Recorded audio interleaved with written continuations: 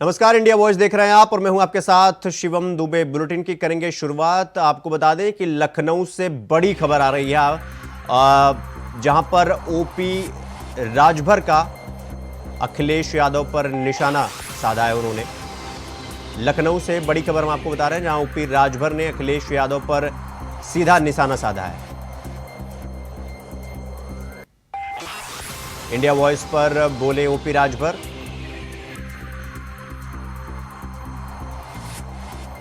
कहा अखिलेश यादव को कौन बचा रहा है। यहां लखनऊ से हम आपको बड़ी खबर बता रहे हैं, जहां ओपी राजभर का अखिलेश यादव पर निशाना साधा है उन्होंने कहा कि अखिलेश यादव को कौन बचा रहा है।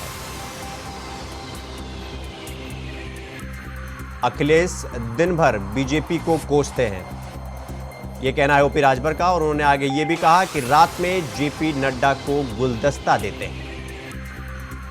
ओपी राजभर का यह बयान है उत्तर प्रदेश के पूर्व मुख्यमंत्री अखिलेश यादव को लेकर के। उन्होंने कहा कि दिन भर बीजेपी को कोसते हैं अखिलेश यादव और शाम को जेपी नड्डा को गुलदस्ता देते हैं।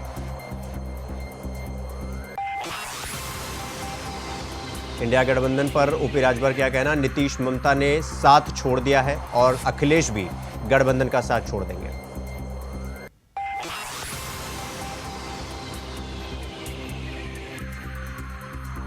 लोकसभा चुनाव की सरगर्मियां तेज हो गई हैं। चुनाव को लेकर सभी दल एक्टिव भी हो गए हैं और जो बजट जारी किया गया है, इसको लेकर कहा जा रहा है कि यह बजट चुनाव को देखते हुए बनाया जा रहा है। और अखिलेश यादव ने यह भी कह दिया है कि जो बजट है वह गुमराह करने वाला है। और यूपी सीएम योगी आदित्यनाथ का कहना है कि यह बजट राम राज की स्थापना करने वाला है। तो आपका क्या कहना होगा इस पर? कि मुझे तो हंसी आ रही है। बजट पेश नहीं हुआ तो अखिलेश जी को पता हो गया था। इसका मतलब कि अखिलेश की दोस्ती भाजपा से है, तो भाजपा वाले पहले उनके यहाँ बता दिए थे कि यही बजट पेश हो रहा है। और ये बजट किसानों के लिए, महिलाओं के लिए, नौजवानों के लिए एक अनवरत प्रक्रिया है। प्रदेश को विकास के रास्ते पर किसी की सरकार बनती है, हर साल ये बजट पेश होते हैं, उसी की एक कड़ी है। और पिछली सरकारों में योजनाएं जनता तक नहीं पहुंचती थी। पिछली सरकार सपा की थी तो उसको गुंडों की सरकार कहते थे, पिछड़ों का हक लूटने वाली सरकार कहते थे, मुसलमानों को गुमराह करने वाली, नफरत फैलाने वाली सरकार कहते थे, प्रदेश में दंगा फैलाने वाली पार्टी, कर्फ्यू लागू करने वाली party, Samajwadi party, Congress party, इन लोगों की सरकार में होते थे। लेकिन इधर 7 साल में उत्तर प्रदेश में एक भी दंगे योगी जी के राज में नहीं हुए, न कहीं कर्फ्यू लगा। छिटपुट घटनाएं हो रही हैं, इसको हम स्वीकार करते हैं। और रही बात चुनाव की, तो चुनाव कहाँ अब रह गया है। मैं जिस दिन से बिहार में पहली मीटिंग विपक्षियों की हुई, उसी दिन मैंने 2 लाइन का दोहा बनाया और 2 लाइन और बनाया कि विपक्षियों ने ठाना है 24 में मोदी जी को प्रधानमंत्री बनाना है। कुछ लोग सट करके करेंगे, कुछ लोग हट के करेंगे। नीतीश जी सट गए, अब अखिलेश जी हट रहे हैं, हट के करेंगे। 1-2 दिन में और खबर मिल जाएगी, एक जने और सट जाएंगे, अखिलेश जी को छोड़ देंगे। छोड़ दिया नीतीश जी ने, छोड़ दिया ममता जी ने, छोड़ दिया मान जी ने, सब छोड़ते ही जा रहे हैं। अयो छोड़ के भाग रहे हैं अखिलेश जी कांग्रेस छोड़ के कि चलो अलगे जो है, नहीं तो जेल चले जाएंगे। वो इंजीनियर जो था, कहाँ नाम था, जो यादव, जेल है ना, उसी केस में आर.एस. यादव, उसी केस में राम गोपाल जी के बेटे, उनके परिवार का नाम है। आज तक इन लोगों के खिलाफ कोई कार्रवाई नहीं। गोमती रिवर फ्रंट में शिवपाल से लेके सारे परिवार का नाम है, इन लोगों के खिलाफ कोई काम नहीं, कार्रवाई नहीं। सीबीआई खनन घोटाला सोनभद्र, अखिलेश जी का नाम है, उसी मामले में एक आदमी जेल में है, गायत्री प्रजापति। इन लोगों के खिलाफ एक पर्चा नहीं कटा, एक होमगार्ड भी दरवाजे नहीं गया। कौन बचा रहा है? सरकार बचा रही है। सरकार में आप भी शामिल हैं। अरे दीन में मार दे, ये दीने में भाजपा के खिलाफ बोलते हैं सपाही। अब अखिलेश यादव जी रात को गुलदस्ता लेके सारणम का चामी फोटो दिखाई, अभी हम फोटो दिखा दें। वो गुलदस्ता क्यों देते हैं, अच्छा बताओ जेपी नड्डा। फोटो भी आपसे ले लेंगे। तो सरकार में तो आप भी शामिल है, लेकिन बचाव जो है अखिलेश यादव को हो रहा है, ऐसा आपका कहना है? वो अपना जान बचाने के लिए सहयोग कर रहे हैं मोदी योगी का, जान बचाने के लिए। नहीं देख रहे हैं, भाग रहे हैं मुख्यमंत्री, धय धय गिर्रा गिर्रा के जा रहे हैं। सपा और कांग्रेस में करीब करीब बात बन चुकी है गठबंधन को लेकर। क्या लग रहा है, कारगर रहेगा कुछ? एक उदाहरण बताएं आपको, 2017 में कांग्रेस और सपा गठबंधन हुआ था, तो 54 सीट विधानसभा का जीते थे दोनों लोग मिलके। 47 सपा जीती थी, 7 कांग्रेस। सपा और बसपा गठबंधन हुआ तो 15 लोकसभा, 75। ओम प्रकाश राजभर से समाजवादी पार्टी ने गठबंधन किया तो 125। तो बड़ी पार्टी कौन है? भारतीय समाज पार्टी है ना। अब आज के तारीख में दुइया गो सपा के पास से मिल ले, बसपा के पास 1 गो, अब भारतीय समाज पार्टी के पास 6 गो। दोनों को मिलौले के बाद दुगुना पहले ही चिंगुर गया हूँ सा। तो क्या लग रहा है लोकसभा चुनाव में बीजेपी से आपको कितनी सीटों की सीट का झगड़ा नहीं है भाई, झगड़ा इस बात का है कि 27% आरक्षण जो पिछड़ों को मिल रहा है, उसका लाभ अकेले अखिलेश जी ने अपनी जाति को दिया। हम चाहते हैं कि उसको बांट करके सबको दिया जाए। रोहिणी आयोग का गठन हुआ है, राष्ट्रीय स्तर पे 27% आरक्षण को बांटने की, वो बांट करके देने की बात है।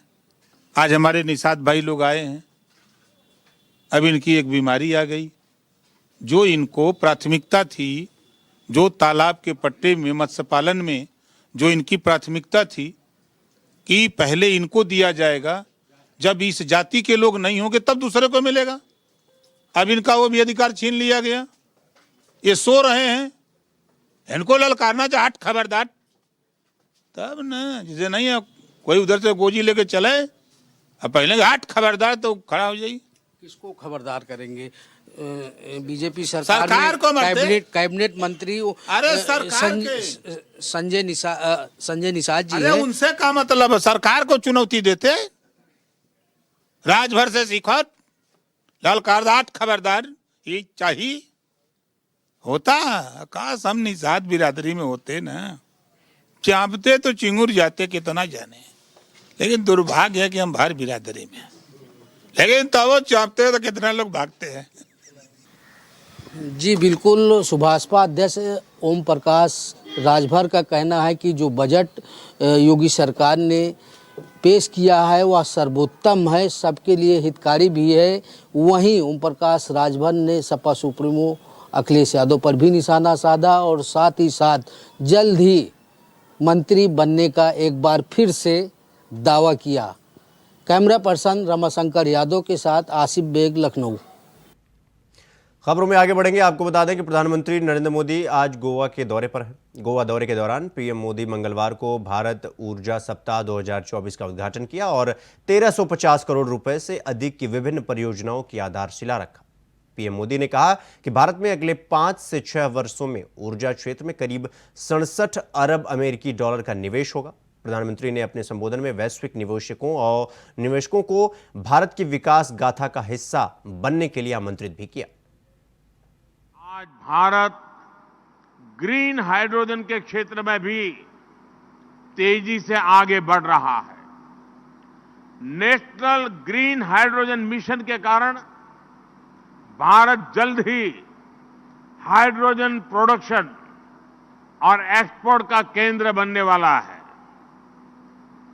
मुझे विश्वास है भारत का ग्रीन एनर्जी सेक्टर इन्वेस्टर्स और इंडस्ट्री दोनों को श्योर शॉर्ट विनर बना सकता है। साथियों, इंडिया एनर्जी वीक का ये आयोजन सिर्फ भारत का आयोजन नहीं है, ये आयोजन India with the world and India for the world इस भावना का प्रतिबिंब है।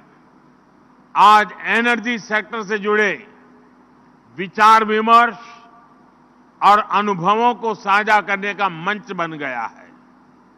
आइए एक दूसरे से सीखने पर, तकनीक की साझेदारी पर और सस्टेनेबल एनर्जी के नए रास्तों को तलाशने पर एक साथ आगे बढ़ते हैं। Let us learn from each other, let us collaborate on cutting edge technologies and let us explore avenues for sustainable energy development. हम एक साथ मिलकर एक ऐसा भविष्य बना सकते हैं जो समृद्ध भी हो और जिसमें पर्यावरण का संरक्षण भी हो सके। आज भारत अपने यहां 21वीं सदी का आधुनिक इंफ्रास्ट्रक्चर बना रहा है। हम इंफ्रास्ट्रक्चर बिल्डिंग मिशन पर काम कर रहे हैं।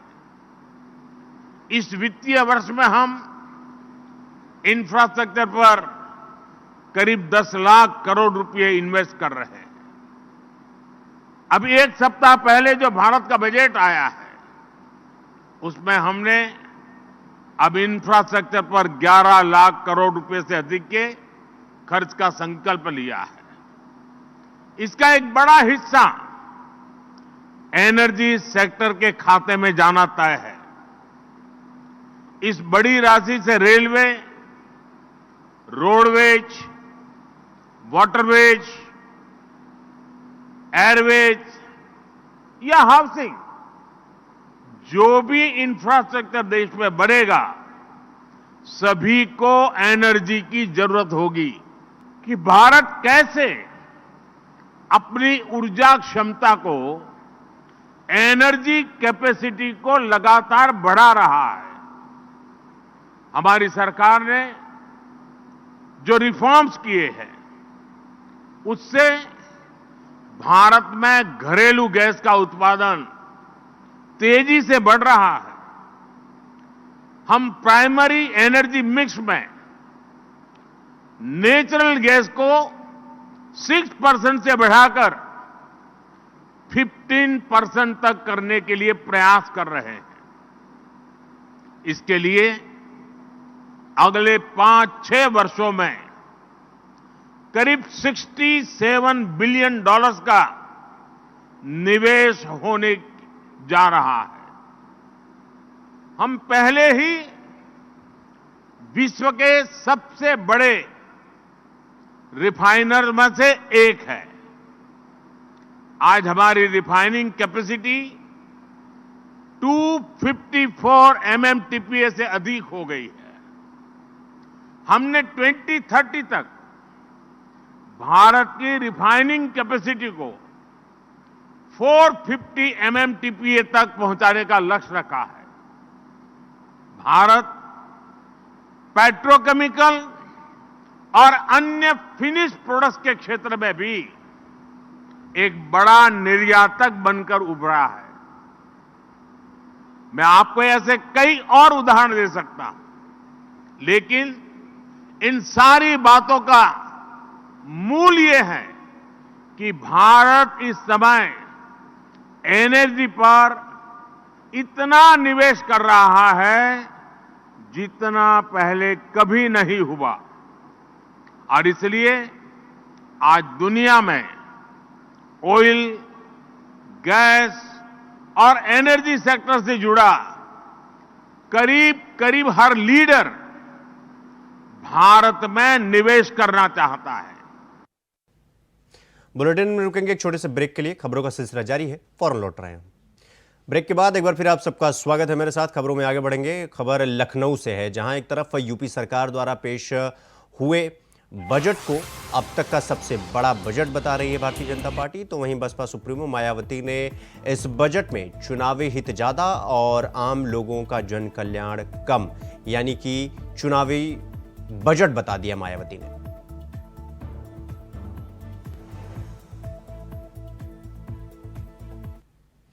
तो वहीं बीजेपी में शामिल होने की अटकलों के बीच आचार्य प्रमोद कृष्णम ने लखनऊ में मुख्यमंत्री योगी आदित्यनाथ से मुलाकात की। इस मुलाकात के बाद उन्होंने कहा कि अभी तक उन्होंने न बीजेपी ज्वाइन किया है और न ही अभी तक किसी ने उनसे बीजेपी में शामिल होने को कहा है। आपको बता दें कि आचार्य प्रमोद कृष्णम ने कहा कि वो कल्की धाम के शिलान्यास के समारोह का निमंत्रण देने के लिए मुख्यमंत्री के पास आए थे। कुछ दिन पहले उन्होंने प्रधानमंत्री नरेंद्र मोदी को भी इस कार्यक्रम में शामिल होने का निमंत्रण दिया था। उन्होंने कहा कि उन्हें विश्वास है कि मुख्यमंत्री इस समारोह में जरूर पधारेंगे। आचार्य प्रमोद कृष्णम ने कहा कि अगर सीएम योगी से मिलना गुनाह है तो ये गुनाह मैं करता रहूंगा। लेकिन धार्मिक राम ने भाजपा की सदस्यता करनी है। भाजपा किसी एक राम को, भगवान को किसी एक पार्टी का समझ लेना ये मूर्खता है, ये बेवकूफ़ी है। भारत के लोकतंत्र का सौंदर्य ये है कि यहाँ अभिव्यक्ति की आज़ादी है, लेकिन धार्मिक स्वतंत्रता का अधिकार है। तो भगवान राम को किसी एक दल का समझ लेना मैं समझता हूँ ठीक नहीं है, उचित नहीं। राम ने उत्तराखंड एकता मंच ने उत्तराखंड सरकार और केंद्र सरकार से मांग करते हुए दिल्ली के जंतर मंतर पर प्रदर्शन किया। आपको बता दें कि संविधान की 5वीं अनुसूची में शामिल करने के लिए सरकार से मांग की है कि रोजगार, मूल निवास, भू कानून, परिसीमन, महिला सुरक्षा, भाषा एवं संस्कृति संरक्षण की मांग को लेकर उत्तराखंड वासियों ने प्रदर्शन किया। हम लोग मूल निवास और भू कानून की उस तरह से मांग नहीं कर रहे जिस तरह से हमारे साथी कर रहे हैं। बागेश्वर में मेरी उन लोगों के साथ अनौपचारिक बातचीत हुई थी। मोहित डिमरी से भी हम मिले थे और हमने बोला कि इन दोनों आंदोलनों को एकजुट किए जाने की ज़रूरत है, तभी इसमें पूर्णता भी आएगी, एकरूपता भी आएगी और तभी इसमें जीत भी सुनिश्चित होगी।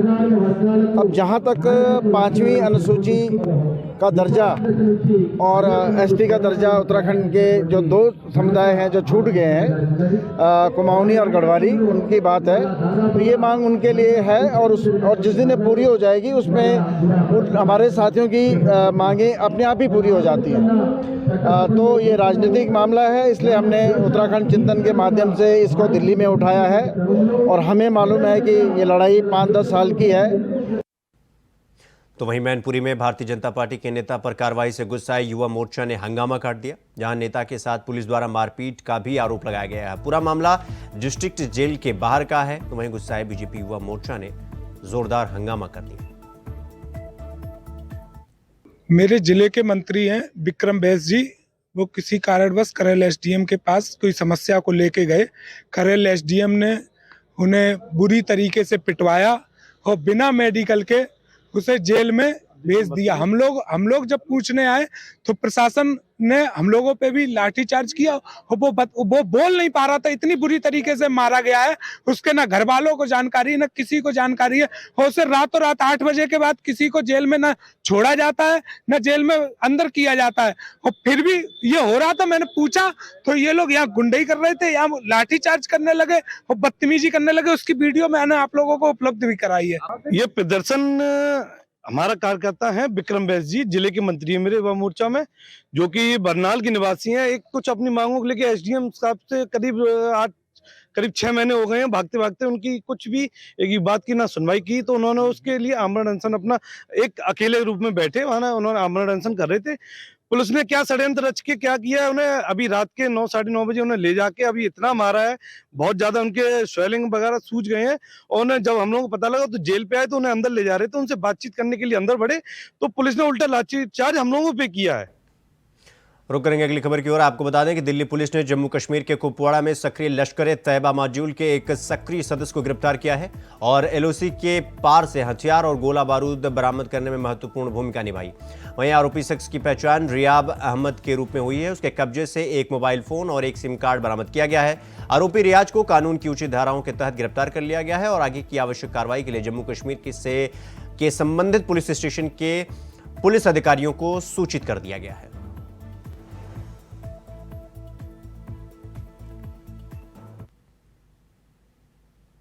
वहीं खबर ग्रेटर नोएडा से है, जहां 2 लाख रुपए की फर्जी लूट का पुलिस ने खुलासा किया है। आपको बता दें कि कलेक्शन का पैसा गबन करने को लेकर अपने साथियों के साथ फर्जी लूट की सूचना देने वाले कलेक्शन एजेंट समेत 3 अन्य दोस्तों को पुलिस ने गिरफ्तार किया है। तो वहीं आरोपी कलेक्शन एजेंट अमन ने कर्ज में डूब जाने के चलते उसने ये फर्जी कहानी रच डाली, जिससे सूरजपुर थाना पुलिस ने अब गिरफ्तार कर लिया है।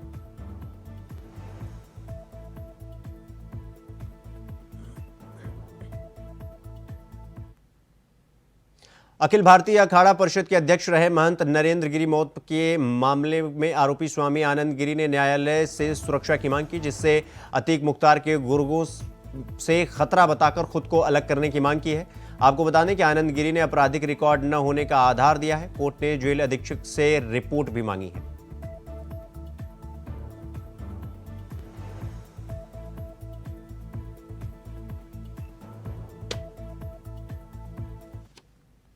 बुलेटिन में फिलहाल अभी के लिए बस इतना ही। देश दुनिया की तमाम खबरों को देखने के लिए देखते रहिए इंडिया वॉइस। नमस्कार।